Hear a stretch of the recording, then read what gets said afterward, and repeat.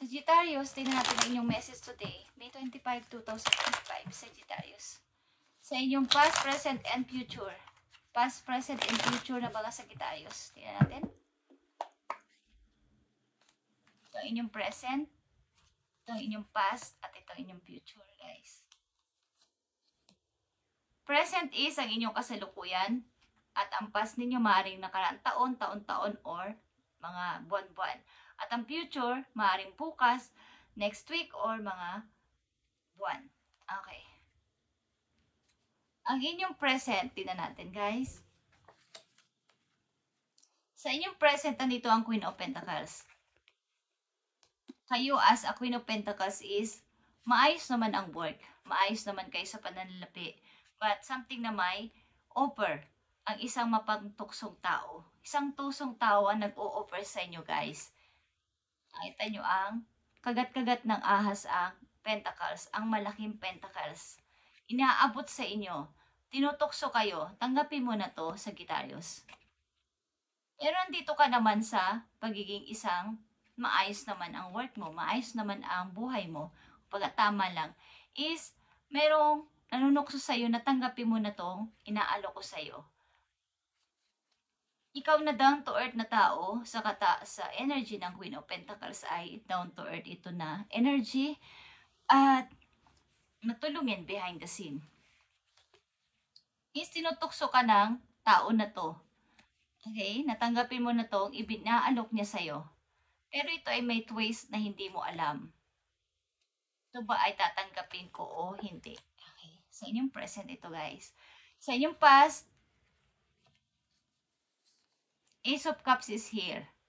Ito ay new offer din, bagong pag-asa na ibinigay sa iyo ni God.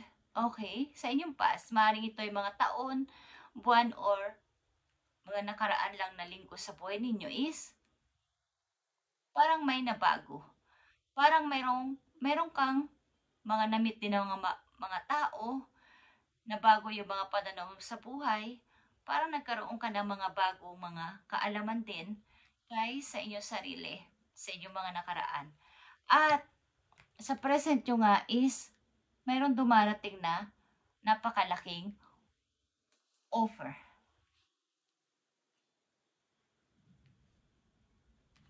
Sa inyong future, nakita nyo ang the moon. Meron kayong mga i-ignorein dito na tao sapagkat kayo ay guguluhin o magugulo. Meron kayong mga hindi papaboran, meron kayong kakausapin, meron din kayong i-ignorein dito. Sapagkat meron ditong mga mang-iistorbo sa inyo, but meron ditong magbabantay sa inyo at protection para kayo ay hindi maistorbo na mga tao na to, okay? Something na ito ay galing sa past ninyo papuntang present. Okay. Tignan natin.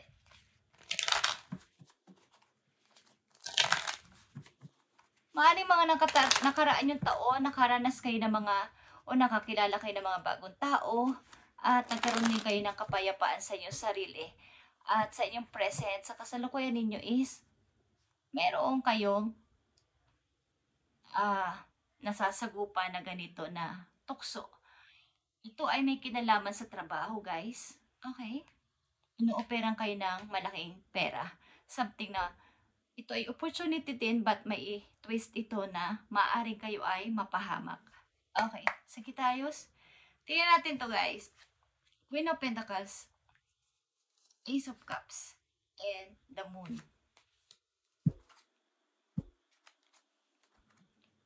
Okay, tingnan natin ang past ninyo.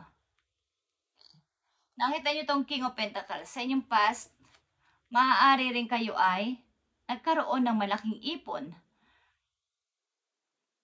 Maaari rin kayo ay sa offer na to o sa binigay sa inyong magandang opportunity na inyong natanggap. Sa inyong mga nakaraang taon, nagkaroon kayo ng malaking ipon talaga at lahat ay nababayaran ninyo. Wala kayong nauudot na bayarin. Ang ilan din sa inyo dito ay may ginagawa online, something, at nagkakaroon kayo dito ng kaperahan. Okay, Sagittarius. Sa inyong present, Eight of Cups is here. Meron kayong iisang tabi dito sapagkat dito nga sa offer na to na nangyayari, meron kayo ditong iwawaglit muna sapagkat kailangan ko to sigurong tanggapin. Meron muna akong isasakripisyo kasi meron akong tatanggapin na offer. Siguro gagamitan ninyo to ng practical na pamamaraan. Meron kayong munang kakalimutan about sa inyong nararamdaman sa puso. Bawa ito ay pag-ibig.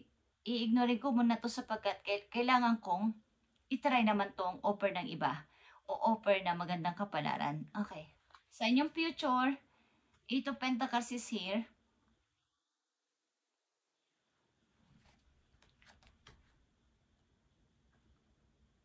Maaring kayo ay mai-start na bagong trabaho o bagong negosyo na inyong mapagkakakitaan. Okay, magiging busy kayo in the near future, guys. Sa mga susunod na buwan, taon, is maaring kayo ay mayroong i-build something na mapagkakakitaan ninyo. Ito ay isang parang trabaho na medyo madumi.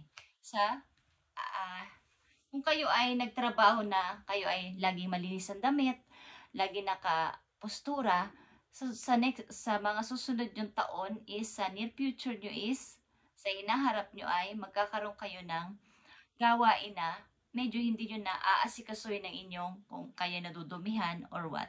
Okay, just saying. Okay, sige tayo. Tingnan pa natin ang message dito na mga paparating na message po yun.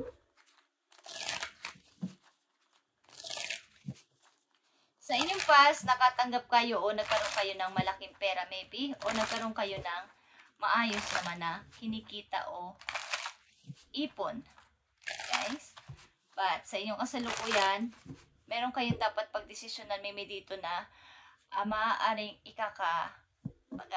ikakalungkot na isang tao sapagkat kailangan dito ng desisyon na hindi ko muna gagamitan ng emosyon. Sapagkat ito ay malaking alok sa akin. Ito ay opportunity.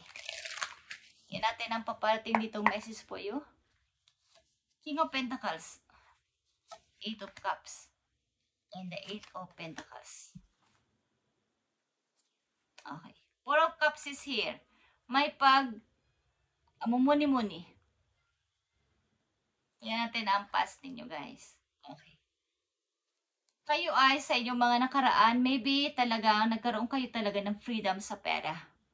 Naging okay naman. At talagang masaya ito. Para sa inyo, nagkaroon kayo ng kasaganaan.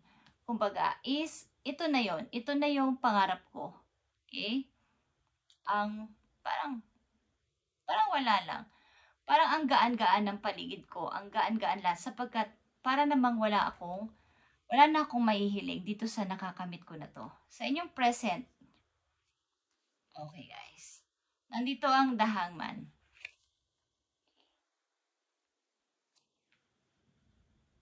Ito din ay sacrifice. Okay, yan, The Hangman. Ibig sabihin nito, guys, is kailangan ko itong, kung ito ay isang offer talaga, is kailangan ko itong i-try. But, kailangan ko muna pag-aralan. Something na, gusto ko muna itong pakiramdaman. Maging aware siguro ako dito bago ko ito tanggapin. Pero, kung ako ba ay kung may isasakripisyo ba akong tao para dito, or dito na lang muna ako. Okay? Meron kayong pinag-iisipan sa present niyo, Sagittarius. At, Eight of Pentacles is Eight of Pentacles, guys. Okay? Magiging busy kayo, like I said. Ito ay isang trabaho na gagamitan ninyo ng manual. Parang, at na sinabi ko, ito ay maaaring, hindi nyo naiintindihin kung kayo ay madudumihan.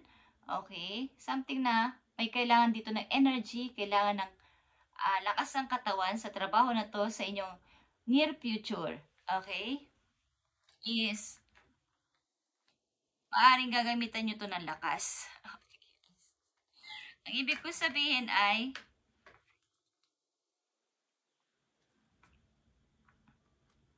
kung kayo yung halimbawa nagtatrabaho kayo dati sa office, is itong inyong near future na magiging career ay maaring madudumihan kayo, okay? Hindi na kayo naka-aircon, baga nasa labas kayo din at may ginagawa. Busy-busy ang inyong kamay. Okay guys, tingnan natin. At maganda naman ito dahil kayo ay may kasama na ditong exercise sa Gitayos. Okay, magiging busy kayo in the near future dahil ito ay talagang yung alam niyo yung trabaho na may kailangan matapos to ng ganito. Kailangan tapusin mo to ng ganito sa Gitayos. Kailangan 1 month tapos mo na to. Parang ganyan. Okay guys? Tingnan natin. Mga paparating na message po yo sa Gitayos.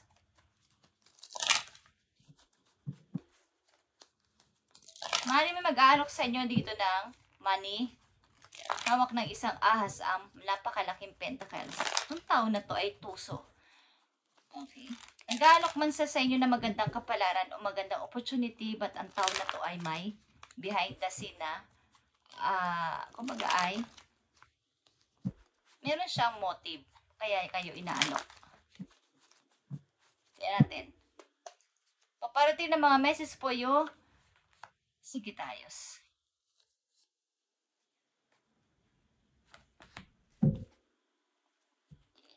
Kayo ay matulog-tulog naman, guys. Kayo ay magkaroon ng pahinga sa inyong sarili. Maring kayo ay nahihirapang matulog o kaya ay umihina ang katawan.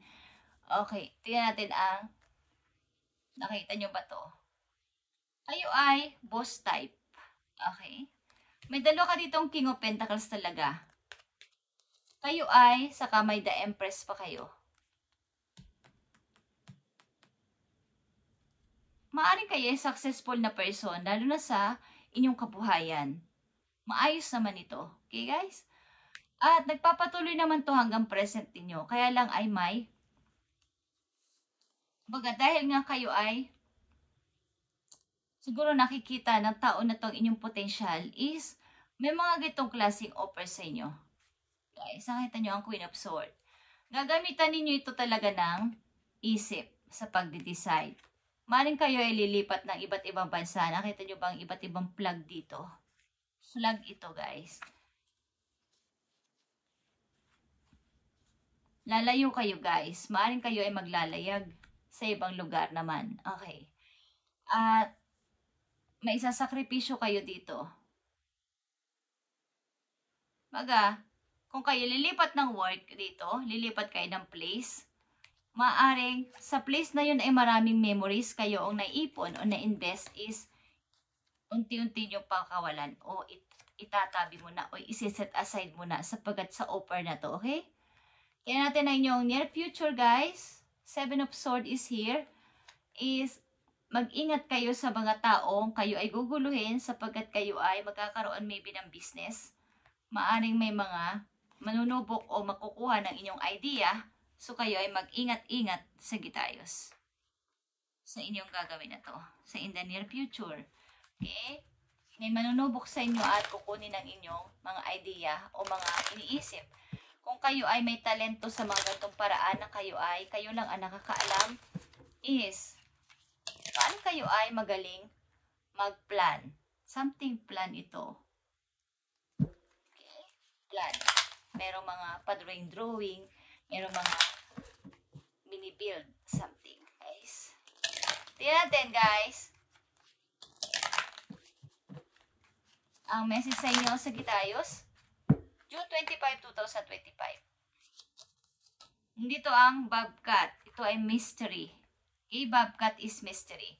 The Bobcat teaches you that there is true power and strength in silence and patience. In order to get what you want, you must be willing to plan. Okay? Adapt and above all, have the patience to see your dream manifest. Kaya sasabi ko yung mga plan dito, guys, is okay, maging silent kayo sa inyong mga gagawin sa inyong hinaharap sapagkat may nagpapahiwatig dito ng pagkuha ng inyong mga idea kung ano inyong itatatag o ibibuild sa buhay is pwede kayong pag may mga chismis, mayroong magsasabi, mayroong mga friends of friends ito. Okay guys, group of mga tao sa buhay ninyo is kailangan kayo ay maging katulad ng isang bobcat. Misteryoso, pamisteryosa sa buhay. Kailangan ninyong i-adapt ito lahat ng inyong mga plano. Okay? At i-manifest ito. Have the patience to see your dreams manifest. Tinuturo ng isang bobcat ang true power and strength bilang isang tao na tahimik lang at mahaba ang pasensya. Okay, Sagittarius. At kayo ay magtatagumpay. Tatagumpay kayo sa buhay. Okay. Walang sumasali dito sa inyong reading na pag-ibig, guys.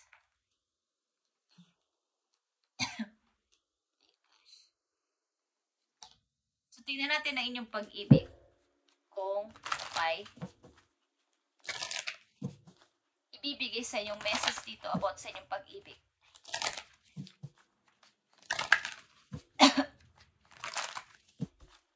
Maaring ang inyong focus sa ngayon is yung opportunity na to. Sagittarius. Pag-ibig ng mga Sagittarius, receptive is here. They're ready to receive what fate has planned for you. Something na makaka-receive kayo dito ng tawag, guys. Galing sa inyong minamahal o inyong minahal. Okay. Maging ready kayo at kung ano itong plano ninyo dito sa inyong iniibig na to ay something na ito ay commitment, guys. Commitment is an important factor to achieve a successful relationship. Something na may kinalaman ito sa dalawang tao nagmamahalan talaga. At may singsing dito. Okay. Maaaring makaka-receive kayo ng tawag mula sa tao na to. Sagittarius. So, be ready to receive. Message pa for you, Sagittarius. Maaaring may malaking offer dito. Bagamat ito ay nag-aalinlangan kayong i-grab, i-try, ay maaaring itatry nyo to. Maaaring kayo pupunta sa ibang lugar, guys. O maglalag kayo sa iba't ibang bansa. Okay, Sagittarius, tingnan pa natin ang message for you. Gratitude list is here. Counting your blessings and feeling gratitude for what you already have helps you to centered in your heart instead of fixated on worries in your mind. What and who are you grateful for right now? Keep focusing upon gratitude and you'll be discover the amazing generosity of this universe. Okay, panatilihin mo lang ang pagiging isang mabuting tao, Sagittarius, at marireceive mo ang ibibigay sa iyo ni universe na napakagandang reward. Huwag mong kalimutan magpasalamat o i-count ang mga blessing na iyong natatanggap. Ito man ay maliit o malaki. Okay? Mas mag-focus ka sa iyong pagiging isang down-to-earth na person kesa yung kung ano iniisip ng iba para sa iyo. Okay? Something wrong. Tingnan natin. Last message po you, Sagittarius.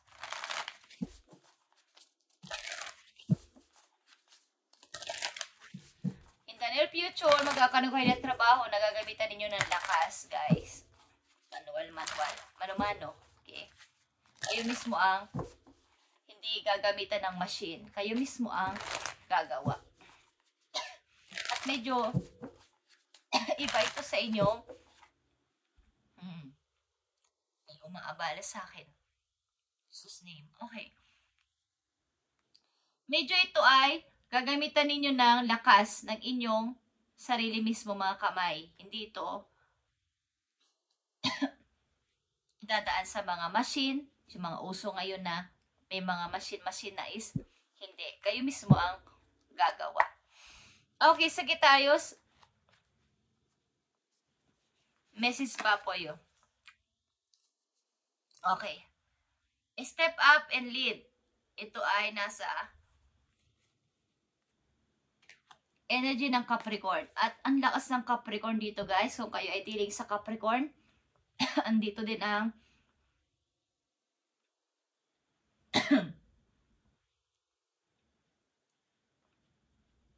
Scorpio. Okay, Aquarius.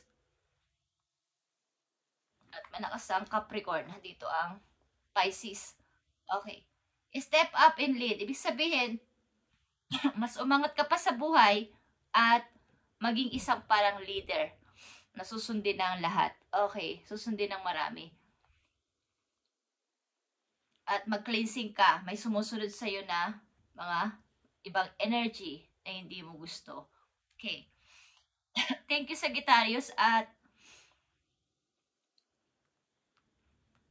may idea ka na sa iyong near future na gagawin sa buhay. So, pag-ingatan mo yung mga idea na to na naiisip o maiisipan sapagkat may maaaring kumuha nito sa'yo. Hindi man literal na kukunin sa'yo, iyong idea mo ay pag narinig nila o na laman is baka gayahin ka. Kung ito ay negosyo, baka magaya ka at manakop pa yun sa'yo. Ikaw ang original na gumawa nito at nag-isip at may gagaya. Is napakahirap na rival pa ganito. Okay? Thank you and God bless, Sagittarius.